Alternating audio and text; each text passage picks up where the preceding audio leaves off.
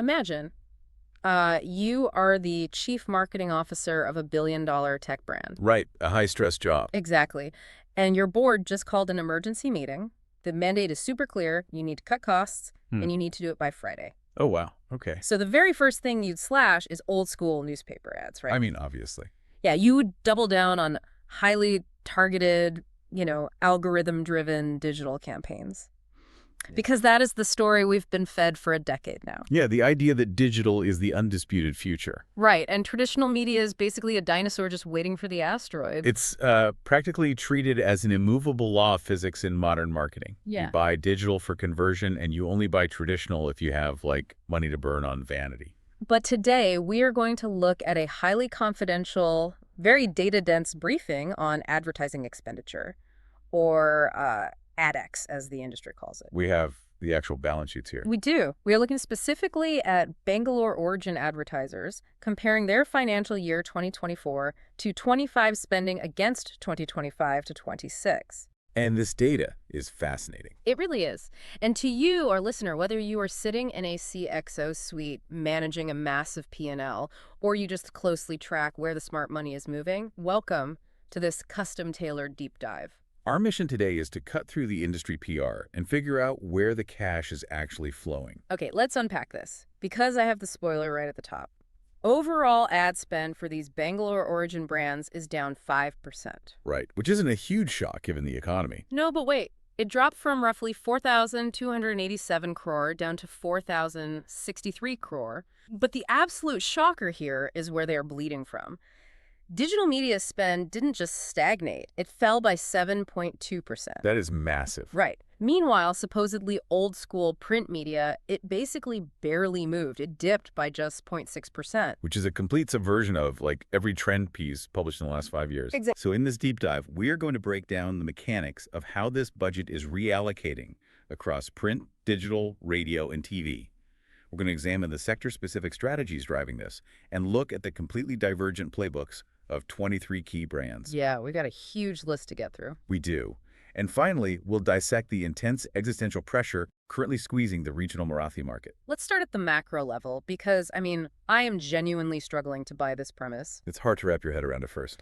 A 5% overall decline is one thing, but digital dropping from 2,053 crore down to 904 crore, its overall share of the pie shrank from 33% to 31%. Yeah, losing 2 whole percentage points. And everyone is glued to a screen.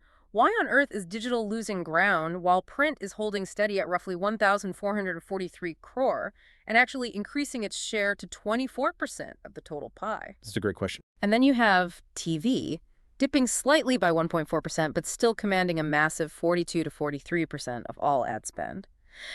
Radio, meanwhile, is just in a rapid retreat, plummeting over 21% down to just 114 crore. Radio is definitely struggling.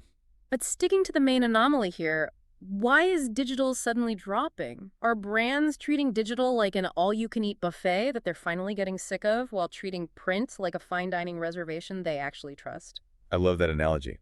What's fascinating here is what we should call the digital paradox. Okay, the digital paradox. Yeah. A 7.2% drop does not mean digital marketing is suddenly ineffective. It means we have entered a really ruthless era of efficiency and customer acquisition cost, or CAC correction. So the VC money dried up. Exactly. For the last few years, digital became like a slot machine. Brands kept pulling the lever as long as venture capital fed them coins. They were chasing top-line growth regardless of the actual cost. Right, just buying users at a loss. But now that funding environments have tightened, they're looking at the lifetime value of those digital acquisitions. And they're realizing the machine just isn't paying out the way it used to. So they aren't abandoning the casino entirely. They're just finally doing the math on the payout ratios. Precisely. And we are seeing massive sector-specific pullbacks as a result. Take the house decoration category, for example. Okay, what happened? They slashed their digital spend by 95 crore. Wow, 95 crore, just like that. Yeah, it's a brutal single-sector contraction. But, you have to correlate that to a cooling real estate market.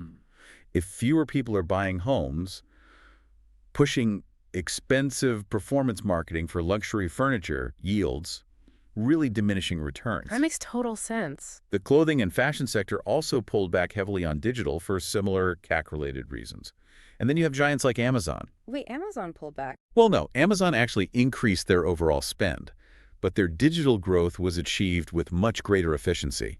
They are negotiating better rates and leveraging their own massive data, meaning they get more reach for less marginal cost. Ah, so the algorithm didn't break. The brands just stopped throwing blank checks at it. Exactly. That makes the slot machine analogy perfect. But if fashion and real estate are stepping away from the machine, who is taking their seat? Someone has to be driving growth, even in a down market. The genuine digital-first growers right now are in the business of complex problem-solving. Healthcare, for instance, is up a staggering 211% in digital. Wait, 211% for, like, hospitals and pharmacies? Yes, brands like Amazon Pharmacy and Manipul Health are aggressively driving digital patient acquisition. Oh, I guess that makes sense. Right, when someone searches for a specific symptom or a specialist, capturing that intent immediately is highly lucrative. DigiFinance also grew 103% overall. And IT and tech, along with retail, are showing real sustainable digital traction. But the piece of the puzzle you asked about earlier, why print survives, comes down to a completely different psychological lever. Okay, I'm all ears. It is the credibility premium. The credibility premium. I hear the term, but I'm going to need you to unpack the actual psychology of that. Why would a modern CMO care about a physical newspaper? Because consumers are inherently skeptical of the internet. Think about how you make a major life decision. Like what? Like if you are choosing a university for your child, or buying a new car, or putting your life savings into a bank. A digital banner ad vanishes in a millisecond. True, I barely even see them anymore. Exactly. It feels cheap to produce, and frankly, anyone can buy one. A full-page ad in a major national newspaper feels like a massive, permanent commitment. It signals institutional stability. Oh, that is a really good point. That is why education spending in print is up 23%, government and automobiles are up 11% in print, and the BFSI sector, banking, financial services, and insurance heavily relies on print. So they're treating print like a high-yield savings account. It's maybe boring, but it's guaranteed to hold its value in consumer trust. That is exactly what they're doing. I see. If I'm buying a 20 lakh car, a pop-up ad feels a bit sketchy. But seeing it on the back page of a broadsheet tells me the company isn't going bankrupt tomorrow. Exactly. But where does radio fit into this? You mentioned earlier it's plummeting. Is it lacking both the targeting of digital and the credibility of print? Radio is facing a severe structural crisis right now. The telecom sector practically evaporated from FM budgets. Oh, right. They used to be everywhere. Yeah, mobile carriers used to saturate the airwaves, and that massive exit leaves radio highly dependent on just a few categories. Like which ones? Mainly FMCG and healthcare, just to keep the lights on.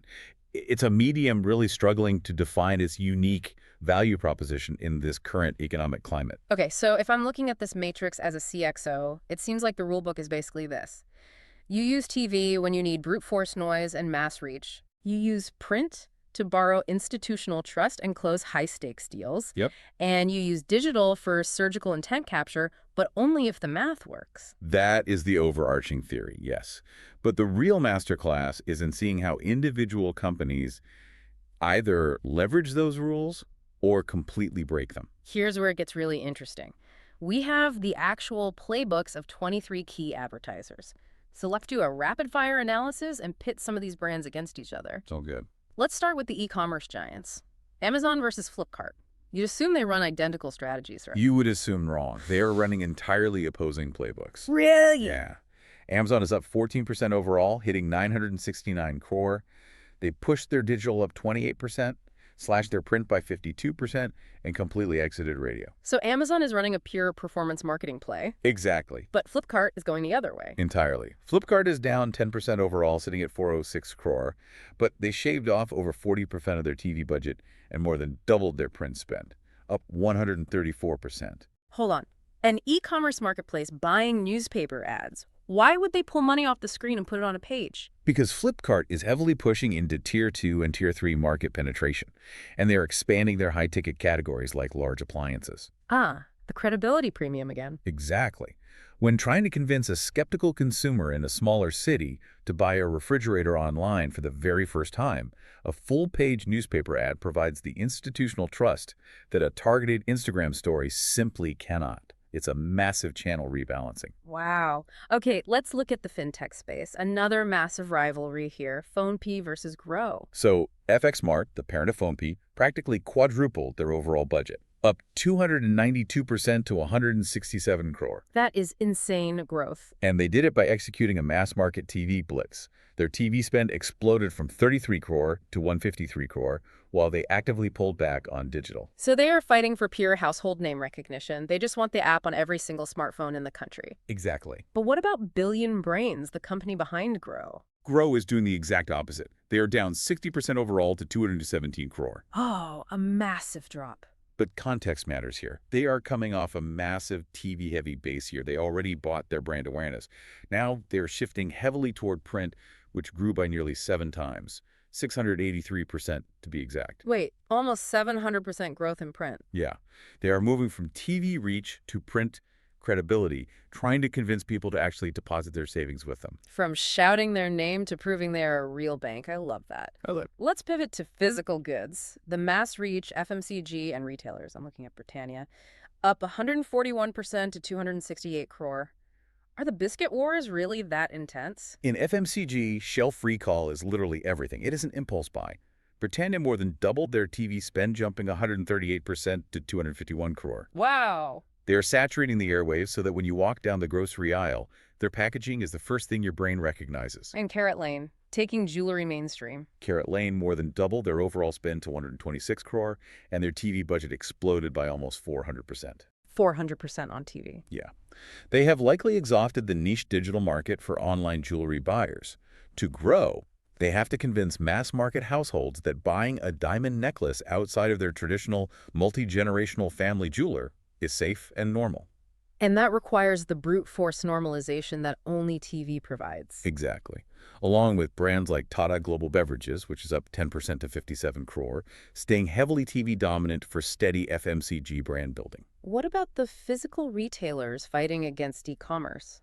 Let's look at Lifestyle International. Lifestyle International is up 83% to 26 crore, and they are countering the digital narrative entirely. How so? They tripled their print budget and grew TV and radio specifically to drive physical footfall into their stores. Interestingly, even Big Basket under supermarket grocery grew 24% to 65 crore by making a massive new entry into TV, spending 23 crore there. It seems like if you sell a physical product, you need a physical presence in the media. But let's look at the defensive players. TTK Prestige cut their TV budget by 51%, dropping 12% overall. Stovecraft, the makers of Pigeon, are completely flat at 42 crore, staying highly print dominant. Value Products is down 36%, also having their TV spend. It's a stark reality for those brands. In durables, if you do not have the cash flow to fight for mass reach on TV, you default to a defensive, print-heavy preservation game to protect the market share you already have. Makes sense. Let's move to this sector that I think is the most volatile, the startups and tech giants. Looking at these numbers, it feels like the startup ecosystem is waking up with a massive hangover. The startup hangover is the perfect way to phrase it. Yeah. During a launch phase, venture capital flows freely, and startups buy TV spots to look like titans. But when the board steps in and demands a path to profitability, that behavior aggressively normalizes. Let's look at Ather Energy. Post-launch rationalization, they are down 49% overall to 63 crore, and they slashed their TV budget by 77%. I can almost understand Ather pulling back after launch, but Xiaomi, they are down 72% overall to just 40 crore. And they took their TV budget from 76 crore down to absolute zero. It's shocking. They completely wiped it out. How does a major smartphone brand just abandon television overnight? A total exit from television by a consumer electronics brand signals one of two things. Either a radical strategic pivot solely toward bottom-of-the-funnel digital conversions or severe financial stress at the corporate level. Yeah, you don't abandon 76 crore of TV reach unless you were forced to reevaluate your entire P&L. Exactly. And Intel is doing something similar in the B2B space total retrenchment, down 49% to just 10 crore, having both print and digital. But not every tech firm is retreating. Look at Wipro and Dell. Right, Wipro is down 28% overall to 118 crore, largely because they cut TV. But Wipro IT showed a massive percentage surge in targeted digital. And Dell. Dell went completely counter-trend. They were up 47% to 28 crore because they doubled their print spend. Doubled it. Yes. For B2B enterprise audiences, physical tech publications and business broadsheets still carry immense weight. Meanwhile, Opus, which operates Realm, is up 6% to 36 crore. They pushed their digital up nearly 300% while cutting print by 64%. Let's round out these brand playbooks with auto, education, and BFSI. Toyota Kirloskar is up 24% to 125 crore. They're running that high-yield savings account playbook we talked about. Exactly. Print first, up 14% there, focusing on quality and prestige over noise, though they did triple their digital as well. Then you have Manipul Group, up 91% to 68 crore. They are going all in on student admissions, heavily boosting both digital by 73% for lead generation and print by 153% for parental credibility. And Canara Bank grew 19% to 35 crore, executing a highly traditional banking strategy backing print and radio. While Karnataka Soaps is up 176% to 9 crore, building their brand almost entirely via print. And on the flip side, Stanley Lifestyles is down 29%, actively cutting their print spend by a third. It is wild to see how divergent these strategies are when you get under the hood. It really is a mixed bag. But everything we've talked about so far is the pan-India picture. Let's look at what happens when these Bangalore-origin advertisers target a specific local cultural market. Let's zoom in on the regional squeeze happening in Marathi media in Maharashtra. The regional picture is incredibly tough right now. How bad is it? The Marathi market took a massive hit. It's down 26% overall. Print was down 11%, and Marathi TV collapsed by an astonishing 36%. 36%. I mean, that is a free fall. A drop like that is an existential threat to regional broadcasters who have massive fixed infrastructure costs. What is causing that kind of collapse? Well, it is a combination of shifting corporate strategies, which we'll get to. But as an analyst, I must impartially state a critical piece of context regarding a base effect from the previous year. Okay, what's the context? The data shows that the Congress Party spent 4.74 crore on Marathi TV during the financial year 2024 election cycle. Ah, an election year. Right. Now, we are entirely neutral and not taking any political sides here. We're simply reporting the... Are they basically calculating, why pay for a dedicated Marathi regional spot when we can just catch that same viewer watching a national Hindi or English broadcast? Exactly. Or catching them on a pan-India digital platform. But there are notable exceptions. Like who? Carrot Lane grew 82% in Marathi media. Interesting. Why them? Because jewelry is deeply cultural. If you want to sell to a regional consumer, speaking to them in their language on their local channels builds a connection a national feed just cannot replicate. That makes sense. Flipkart also grew 35% in Marathi media, showing a very deliberate regional push to capture Maharashtra's Tier 2 consumers, even as they cut their national PV budget. If we connect this to the bigger picture, regional media houses are staring down the barrel of a gun. They absolutely are. Regional broadcasters and publishers have immense fixed costs. If they cannot prove direct, measurable ROI to these Bangalore CMOs, the brands will default to the cheaper, broader national feeds. So regional media has to prove that local engagement converts better than generic national reach. So what does this all mean? If you are our listener, sitting there reviewing your marketing budget for the next quarter, the single biggest takeaway from this confidential AdEx data is that the digital takes-all narrative is factually bankrupt. Completely. TV remains the undisputed king of brute force consumer reach.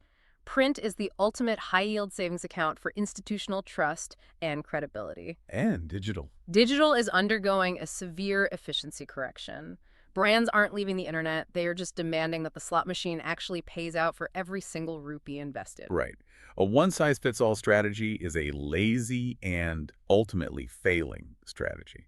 When Amazon and Flipkart, two companies fighting for the exact same consumer wallet, are executing entirely opposite media strategies, you know the market has fractured into highly specialized playbooks. Look closely at your own company's spend.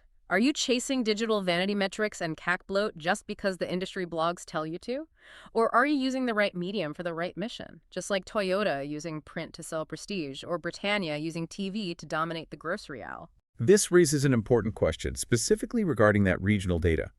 With advertisers becoming so ruthlessly ROI conscious, and regional media being starved out for pan-India efficiency, are brands risking a much deeper loss? That's a great point. In the pursuit of cheaper, wider reach, are they severing their cultural connection with local consumers? Think about it. Will brands like Carrot Lane or Flipkart, who are actively doubling down on local print and regional TV right now, entirely own the cultural loyalty of those markets in 5 years, while everyone else is just fighting a margin-crushing war over the exact same crowded digital algorithms. It is the ultimate trade-off. You can feed 1 million people cheaply with a generic national campaign, but if you want them to actually trust you, maybe you need to sit down at their local table. Thanks for joining us on this deep dive.